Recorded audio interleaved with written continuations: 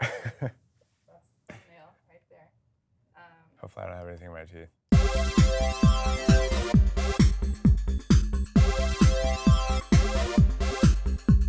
Hey everyone, welcome to another episode of Content Marketing Takedowns. Today we're going to talk about the well-known e-commerce brand Overstock. If you haven't heard Overstock, they are pretty well known for offering a lot of things around the home, but and products in general, but on average, a low price solution as opposed to more luxury alternatives. But well-known public company, you've probably bought something from them. Maybe you liked it, maybe you didn't, but they're doing a good job with I should pause and say they're doing an okay job with content marketing and making a good effort there, but there is some room for improvement overall that I think is worth breaking down in this episode of Content Marketing Takedowns. So they overall have this guide section where they're leaning into their broad focus of just home decor on average. They do some apparel as well, but mostly home decor type topics where you can clearly tell that they are trying to solve for keyword driven articles and topics with the different articles that they're creating. And it's this section that we're mostly going to talk about this morning. It's doing fine. If you dig into Overstock and their traffic overall, it's not really performing swimmingly. You can tell there's some volatile movement here. On average, it still has a good amount of traffic value and traffic overall, but you can tell based on the erraticness of its performance, it might be missing the mark in some ways that has some room for improvement overall to allow them to have a more clear up and to the right trajectory as a business. So we'll get into some of those things that I think are patterns that relate to that erratic performance on their search results. So the first thing is, if you have an article that's a how-to, on average, you're gonna want a consistent hierarchy that Google can reliably pull from in order to very often win a quick answer. So if you look at their how to clean a silk rug article, you can see it's somewhat erratic in terms of they jump to preparing to clean, how to remove stains, how to maintain. It's like things sort of around cleaning a silk rug, but not the directionally, here's how I would just straight clean a silk rug. You can tell from a just standpoint and a hierarchy point of view, it's not straightforward as if it's actually solving for that problem. And I think that's causing them problems in the search results as well. So if we actually go to that SERP, you can see how to clean a silk rug. WikiHow is actually at the top there with their answer. And people don't really think super highly of WikiHow, Wiki, or however you want to pronounce that. And that's part of the problem is they're not well known enough for people to talk about them. But anyways, you can tell the structure of their article is pretty straightforward. It's H1, keyword, how to clean silk rugs. And then they go right into the step-by-step process of cleaning that in their H2s. This is the kind of thing that Google can pull confidently into their quick answer area. And I think also relates to overall rankings as well, because users like this. Even though people might talk shit about, pardon my French, talk shit about WikiHow, they overall do solve for a common user experience, and that's why they're often performing well as a business.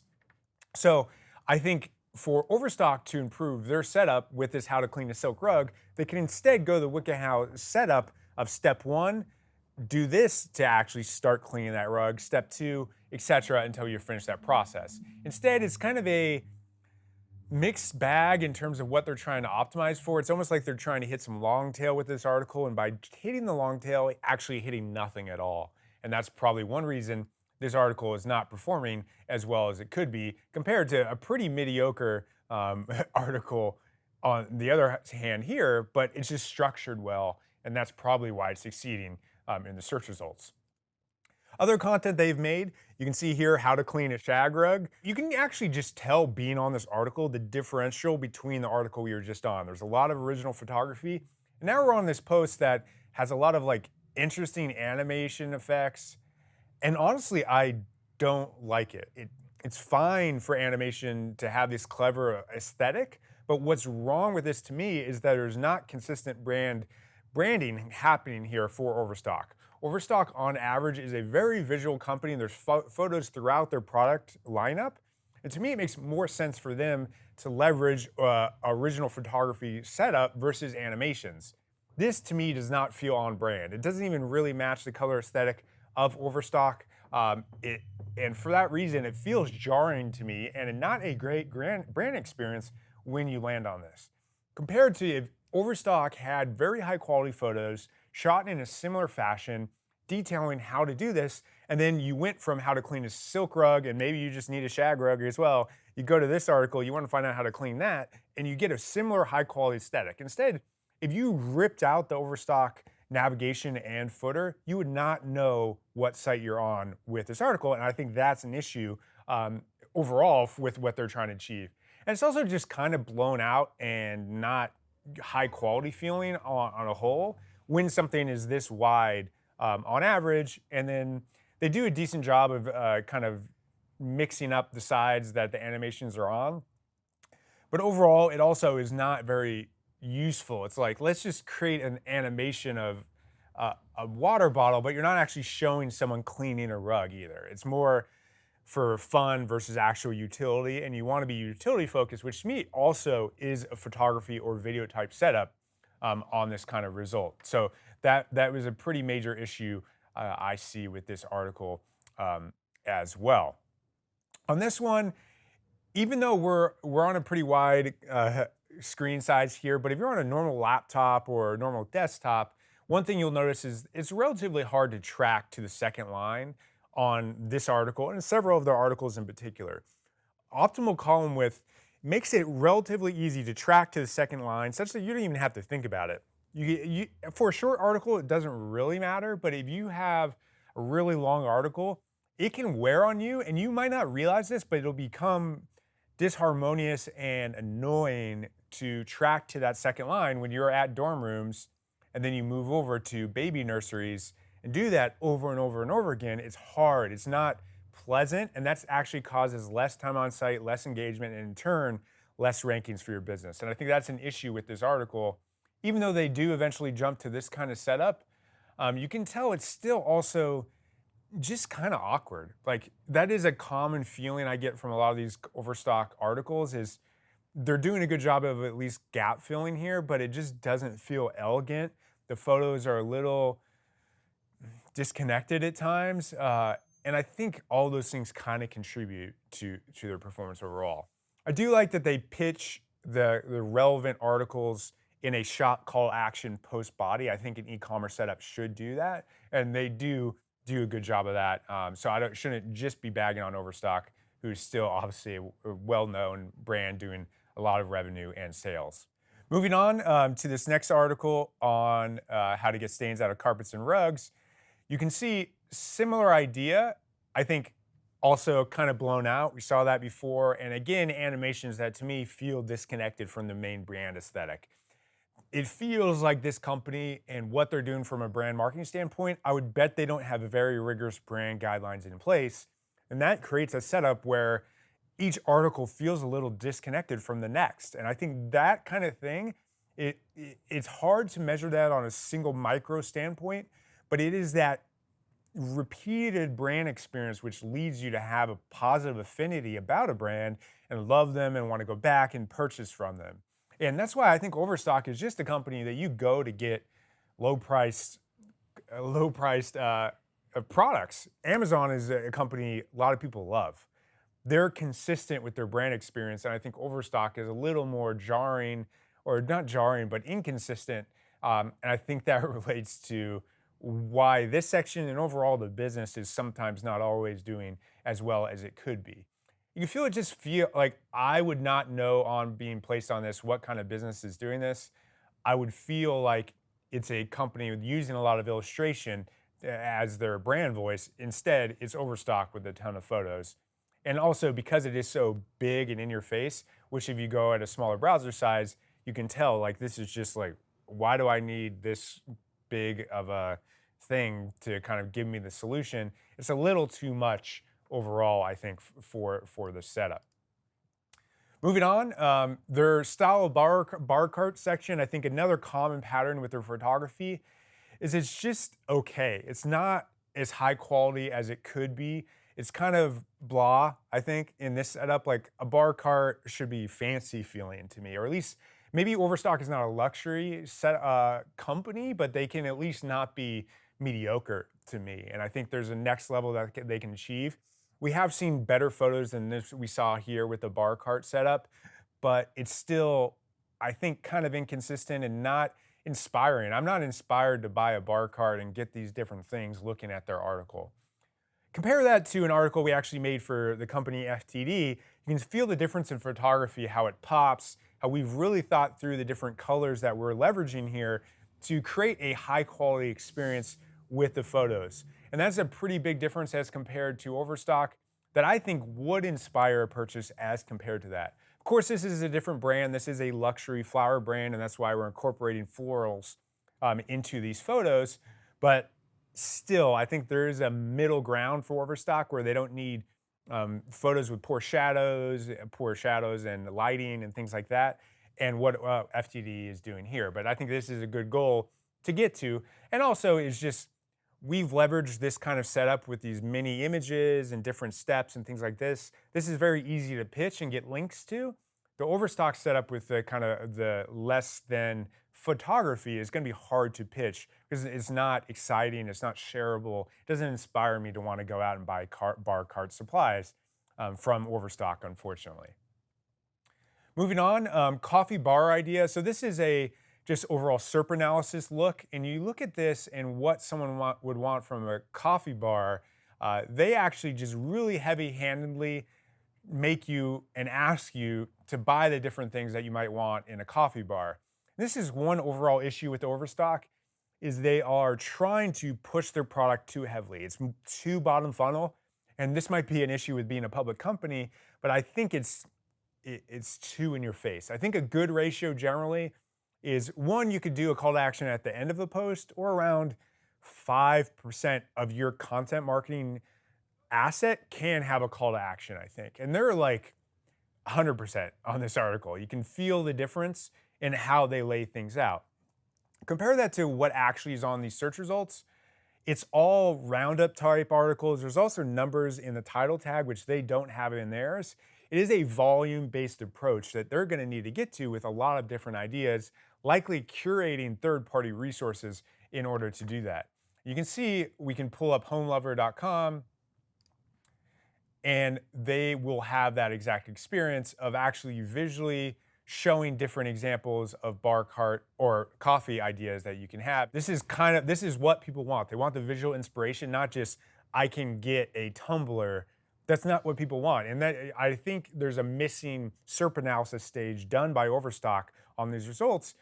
And they might be like, we need to push our product, but it doesn't matter if you're only going to get 5 visits to that article because you've structured it wrong.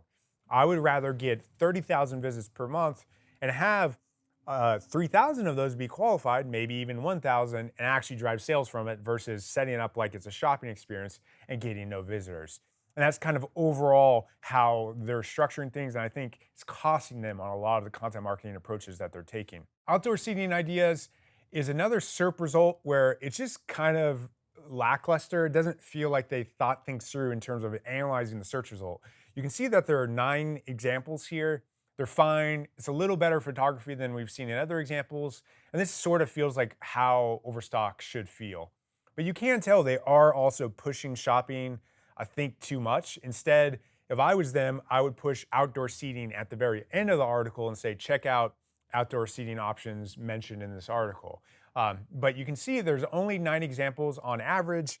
And then if we do this search result, we do this search, what we do as a team and generally suggest is look at comparative examples and try and be competitive at least with the number, especially on ideas type searches, because ideas in lifestyle markets are more inspiration focused. So you're going to want a lot. It's not just SEO software where there really are only 10 examples that really make sense. For outdoor ideas, for bar cart ideas, there are a lot of different angles you can take. So if I'm a user, I'm going to click not an article that says 5 results. I would rather click something that's 32, that's 26. You don't have to get to 73 in order to actually be clickable here, but you can tell as a user, I'm probably going to be more drawn to a higher number on average because I actually feel like I'm going to get the right amount of visual inspiration from my work. And that is also reinforced by the way the SERP is organized you see there's a lot of photos up top. That is because people are clicking the image tab very frequently, and Google is reorganizing this based on how often people do that because they know people want images. They want a large volume of visual inspiration that you can get from this kind of setup. And you can tell this is a lot. It's not 9. And that is why you're not seeing Overstock anywhere on page 1 on this result, even though that they're so authoritative as a whole. So moving on to patio privacy ideas, similar idea here. I think they're just too aggressive with their call to actions. In content marketing, it's not a bottom funnel page. It's at worst middle funnel, top funnel. This is about building a good brand experience. And it is possible to do better than this with your content marketing. I think REI does a good job of this with their calls to action and showing tents and things like that that are more minimalistic, but it's also not every single bullet as you see with Overstock. And because of that, I think that impacts their ability to rank. You can tell this is another ideas result, but they're just pushing product every single time. It's a poor result and it's not a good volume. And they're also being really heavy handed and saying, buy from me. That's why people bounce to the search result. They have engagement issues and they have that kind of volatility that you see on these kind of results. Another thing I noticed on their buying guide section, you can see this is just kind of how it's set up as kind of as the hub of where different things are architected. If you go down, you'll actually see, it depends on the setup, but if we go to decorating, on some of these there are actually only 12 results. And you can see, actually, let's go back to the main hub. There are actually 80 pages of results in this pagination section. And they've done a lot of content overall in this guide section, but I think there's an issue about basically how deep some of the content is. You can jump to the last page here, but you can't jump to page 40 in this architecture. You can see how if I'm a robot trying to crawl this and also give link value to those middle pages, I have to jump through many hoops. I would have to jump several levels in order to get to that page 40.